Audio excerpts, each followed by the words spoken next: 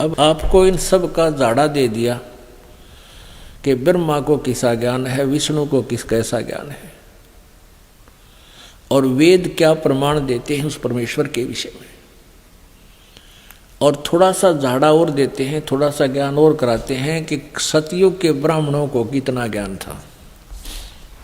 तब आप कहिए परमेश्वर कबीर देव और प्यारी आत्मा धर्मदास जी की वार्ता समझ में आओगी। ये देखिएगा, ये वही गीता प्रेस गोरखपुर से प्रकाशित श्रीमद् देवी भागवत है।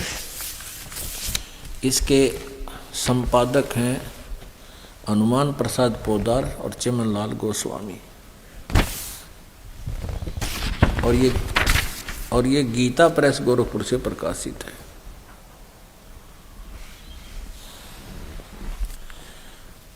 अब इसके 414 पृष्ठ पर आपको दिखाते हैं।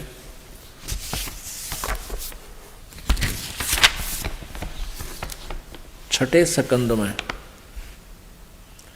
छठा सकंद 414 पृष्ठ पे जन्मेजय ने पूछा, महाभाग यानी व्यास जी से पूछ रहे हैं जन्मेजय ने पूछा, महाभाग किस युग में कैसा धर्म का स्वरूप है, इस संपूर्ण विषय को विशेष रूप से बताने की कृपा कीजिए। व्यास जी बोले, राजन, यह निश्चय कि सतयुग में ब्राह्मण वेद के पूर्ण विद्वान थे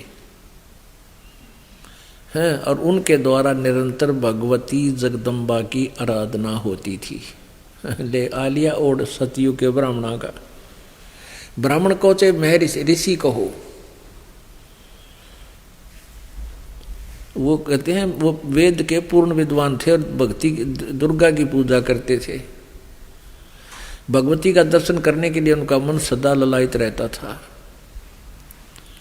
प्रत्येक गांव में शक्ति यानी दुर्गा का मंदिर उद्घाटन हो, इस विषय में उनके मन में बड़ी उत्सुकता थी। यानी मंदिर का लठी नन गढ़वाया, सतयुग तो शुरू करवा रखा है इन्होंने। अब क्या बताते हैं, धर्म की ये सती थी त्रेता में भी रही, परंतु कुछ ह्रास हो गया।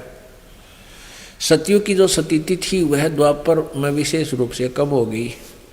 राजन, उन प्राचीन युगों में, पहले वाले द्वापर त्रेता और सतयुग में जो राक्षस समझे जाते थे, वे कलयुग में ब्राह्मण माने जाते हैं। वो तरह गजब भैया, जो ऊपर पहले वाले लोक का युगों में जो राक्षस थे, वर्तमान के इसे तो ब्राह्मण हैं कलयुग में।